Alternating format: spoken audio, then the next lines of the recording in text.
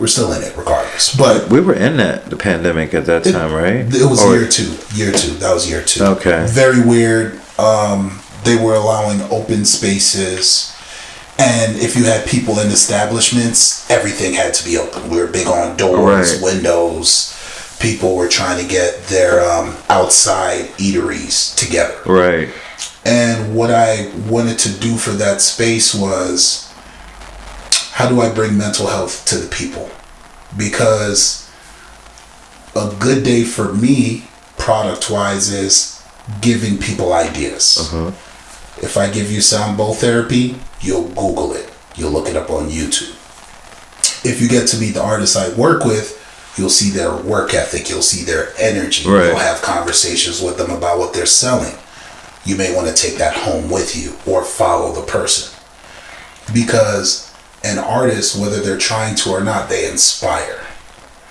And then with Get Home Safe in general, to me, I treat it as an idea, and how do you make this idea contagious? And that's what I practice. I think my greatest hero is the common cold.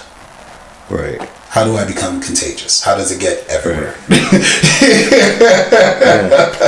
Right. Right. Happiness is contagious. It is. Smiling is contagious. It is. Without the force. Right.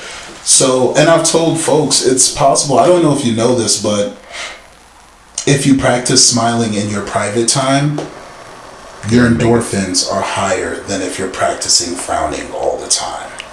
But it has to be something that's natural. Like laughing at your own jokes, having those conversations with yourself, having it with people, understanding they're laughing with you, and if not, you don't need to be there. Right. Very important. Right. Yeah. And it starts off as whimsical, but it has a place in everyone's life. Mm-hmm. I'm start doing that, practicing the smiling in the house. Just when you're chilling. And practicing smiling isn't the muscle movement of the motion. It's the thought association. Right. That's what you're really practicing. Right. So, smiling for me is thinking about my mom's home cooked meals. Yeah. Smiling for me is thinking about a conversation I had with a friend that we didn't quite finish, but it was so fascinating that I didn't know that about them. Yeah.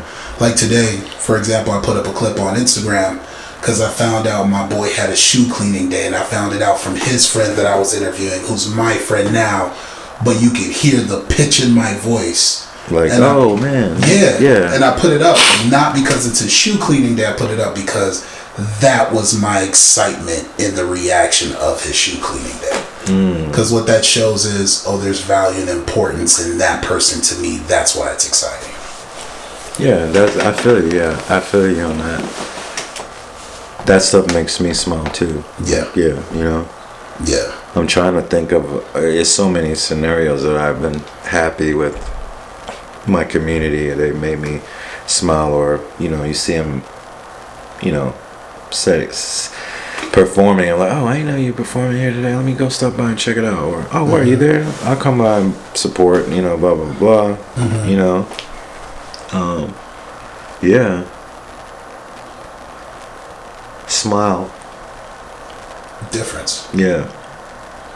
If you're able to.